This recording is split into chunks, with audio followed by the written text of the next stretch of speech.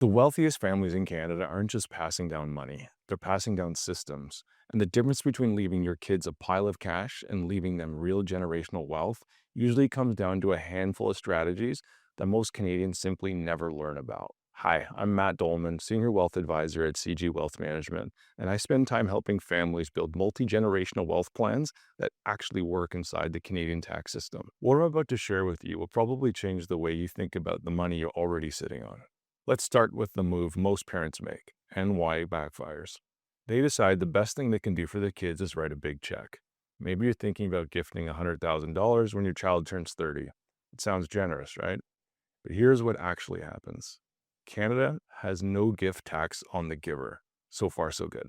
But the moment you hand over assets that have grown in value, the government treats that as a sale. You pay the capital gains tax on the appreciation, even though you gave the asset away and you got nothing in return. And if you give the cash to a minor child, that cash earns income, the attribution rules pull that income right back to you on your tax return. So you tried to be generous, you ended up with a big tax bill. The families who actually build lasting wealth, they skip this mistake entirely. They use specific structures that let money grow and transfer with almost no tax friction along the way. And here are the three most powerful ones available in Canada right now. The first one, most people dismiss it because they think they've already understood it. It's called the RESP. No revelation here. Most parents think of it as a university savings account, but in the right hands, it's a highly effective education funding tool and intergenerational planning tool, and almost nobody uses it in that way. You can contribute up to $50,000 per beneficiary over their lifetime. The government immediately adds 20% to the first $2,500 you put in each year. That's up to $500 of free money annually and up to $7,200 over the life of the plan. That return happens before the account earns a single dollar of investment growth. Everything inside compounds completely tax-free. And when the money eventually comes out as an educational assistance payment, it's taxed in your child's hands at a time when they're likely a student with little to no taxable income. Deferred the tax, you move it to someone in a lower tax bracket, and you got 20% government grant on top of that eligible contributions. That's not a savings account. That's a wealth transfer machine hiding inside a name that makes people ignore it. Second tool is a TFSA, but not yours, it's your child's. The moment your child turns 18, they start accumulating contribution room. For 2026, TFSA contribution limit is $7,000.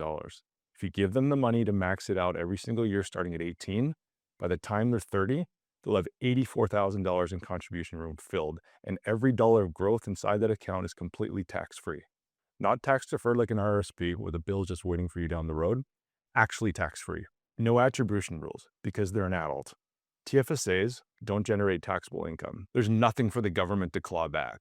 And if that money grows at 7% annually, by the time your child is 50, the compounding alone has done something completely remarkable. And you can keep adding every year as new contribution rooms opens up. The third tool is the one most families overlook entirely. And for some, it may be the most powerful of the three. It's called permanent life insurance. Not for the death benefit, well, that matters. For what happens inside the policy while you're still alive, what happens to your family the moment you're not.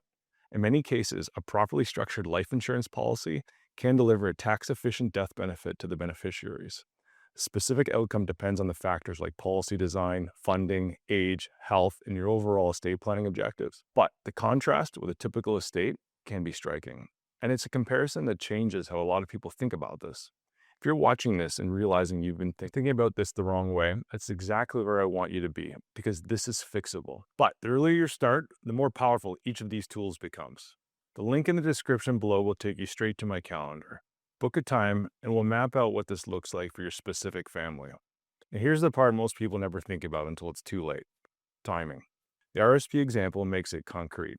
Start contributing when your child is born versus waiting until they're 10. You're not just losing 8 years of contributions, you're losing 8 years of compounding on every dollar already in the account.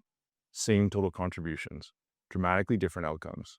The tax structures don't change based on when you start, the math does. And if your kids are already adults, these strategies don't disappear. They just take a different shape. Your adult child not maxing out their TFSA? Gift them the money.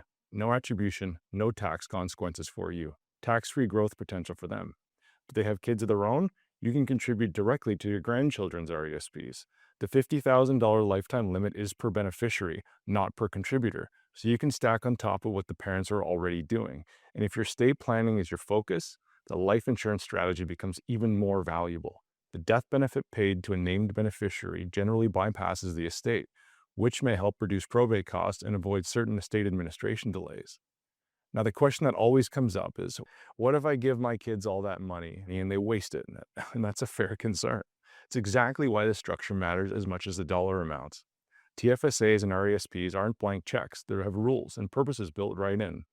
In some situations, a properly structured family trust lets you set conditions on age thresholds, matching provisions, and distributions tied to specific milestones. The money moves on your terms, not just your timeline. And here's what most people miss. Bringing your kids into these decisions, showing them the growth, explaining the strategy, making them part of the plan is itself one of the most valuable things you can give them. You're not just transferring money, you're transferring a way of thinking about money, and that compounding helps. Now, here's the framework I use with families to bring all of this together. You start with tax sheltered accounts while your children are young, RESP first, and then you shift to funding their TFSA once they turn 18. As your state grows, layer in permanent life insurance to handle the tax bill your RSP or your RIF will eventually create. Use a family trust if you want to control timing and conditions for large transfers, and make sure your will, beneficiary designations, and your account structures all say the same thing. Because the most elegant strategy in the world falls apart when the paperwork doesn't match the plan. So here's the truth about generational wealth in Canada. It's not about luck. It's about inheritance.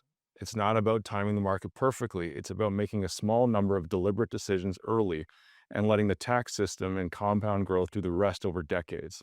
The families build real wealth, multi-generational wealth. They aren't doing anything magical. They just started early. If you want to map out exactly what this looks like for your family, which tools, in which order, starting when, book a time with me. The link is in the description below. Thanks for being here and thanks for watching. I'll see you in the next video.